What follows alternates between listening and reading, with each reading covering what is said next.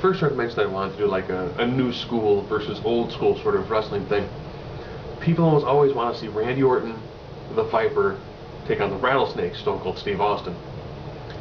And then I went, let's take it back one more step. Let's have Randy Orton take on Jake the Snake Roberts. Jake was prime. We do know that during the Legend Killer time, Randy Orton did hit the RKO on a current age Jake the Snake Roberts, as opposed to Jake in his prime.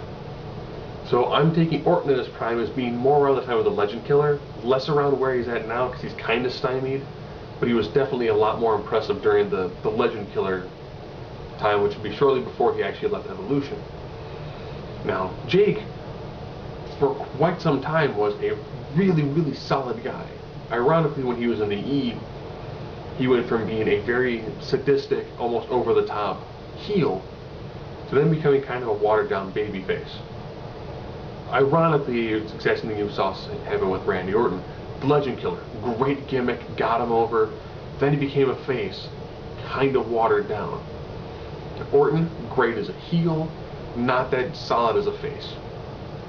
Jake the Snake Roberts, an amazing heel. This guy was a ridiculous heel when it came to the times of things being kind of goofy and more over the top. So I do this in a very similar fashion to how I do my comic book superhero ones. So we have strength, this is just straight up overall physical power. Speed, endurance, this is if the fight goes long, how are you going to handle it? Toughness, this is that when you hear JR say, tougher than a $2 steak. It's that how much pain can you endure before it starts to really take its toll on you. Then we got striking ability. How well are you when it comes to your punches and your kicks, headbutts, elbows. Grappling. This is more of kind of your, suplexes, moves of that sort of nature. Submissions. This comes down to the, do you have how good are you when it comes to the catch style of wrestling, the more Greco-Roman style. High flying. Do you come off the top rope a lot? Do you do planches? Are you better when it comes to leaving your feet? And then I go into a whole different sort of style. It's like, how over are you with the crowd? If you're a super face versus a super heel, who gets more of the pop? Who gets more of the booze? Who gets more of the energy from the crowd? Psychology. How good are you when it comes to the overall ring psychology? And finally, your overall mic work and promo skills. As you can tell, that's 11 attributes. If it's 6 to 5, the person with 6 more than likely would win. 7 to 4, 8 to 3, you kind of get the idea. So we'll go first and foremost with strength. Now, around this time, Randy Orton was still a little bit, he had a little more substance to him. Now he's definitely got a lot more in the way of dark muscles, there's a lot more tone.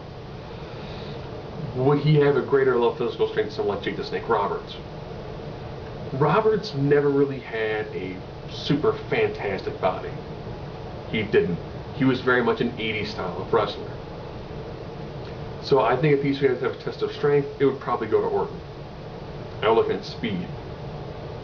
Orton around this time, still young, still had a lot more speed than Jake the Snake. Jake the Snake was a very slow, very methodical, kind of pick you apart sort of wrestler. So now with the endurance part.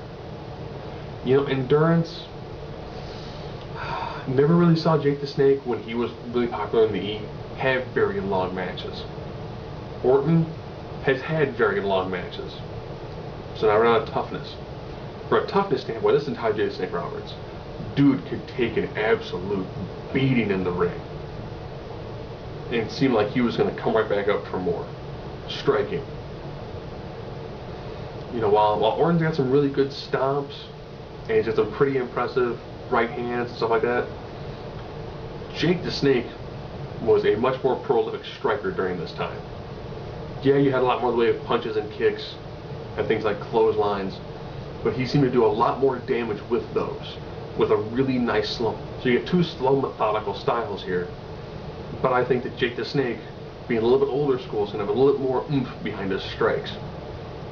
Now with the grappling side, ironically, neither one of these two guys have really been known for a tremendous amount of additional moves thrown in their move sets. So when it comes to grappling, I'm going to call grappling a wash. Both of them have headlocks, both of them have the more standard moves, but neither one really seemed to have a really good prolific style when it came to grappling. Submissions, same thing. Yeah, Orton is the absolute master of the headlock. And it's not enough to actually give him an extra point when it comes to their submissions work. So submissions and grappling, these two guys are predominantly brawlers. Now at the high flying aspect of it,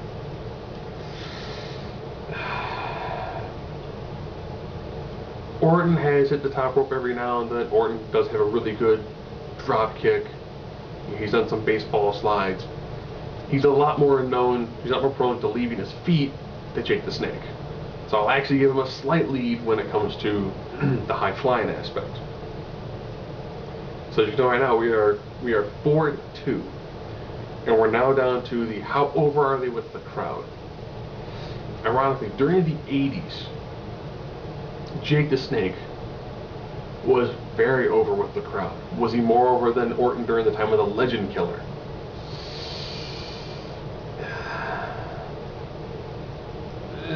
It's kind of a toss-up there. Because, you know, if you look at during the time when he was taking on Randy Macho Man Savage, and he used the snake, he went after people like Elizabeth. He did things that were absolutely vile. And the crowd hated him for it. Different style of crowd, though. Had he done those things today, he would probably be one of the most over faces, while still being a heel. Where when Orton, during his Legend Killer time, he was lucky that he actually got to run around with Flair, Batista, H. Evolution was in full swing, so we had a lot of other people to help really push him farther. In a one-on-one scenario, I would give Jake the Snake Roberts a better chance of being more over with the crowd, looking at where he was at his height. Ring psychology. Man, I'll be honest, Jake the Snake was ridiculous when it came to ring psychology. If you watch things that he did when he feuded with The Undertaker, you know, he helped Taker really up his game in overall ring psychology. The guy knew how to make moves seem more impactful. He knew how to really, really suck you into a match. So now we're pretty much tied up going into overall mic work. If you've never seen an old Jake the Snake Roberts promo, he had a really solid style promo. You know, really good, really to the point.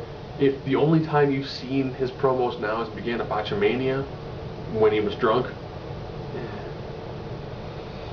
now we're going to compare that to Orton. I'm trying to think if Orton has really given a really solid promo before. And he's had some good promos, but I don't think he's ever actually had one of those real good defining promos. Where Jake the Snake Roberts had a lot of really solid promos. I think back in the 80s, you know, you had a great opportunity to do a really solid promo. You don't see that near as much nowadays. So I'm going to come from the overall mic work and the ability for promos. I'll get Jake the Snake Roberts. So if these two guys were to fight at their prime, it's 5-4. Lots of the physical skills definitely go to Orton. When it comes more of the psychological and mental skills and some of the more old school abilities, it definitely falls on Jake the Snake Roberts.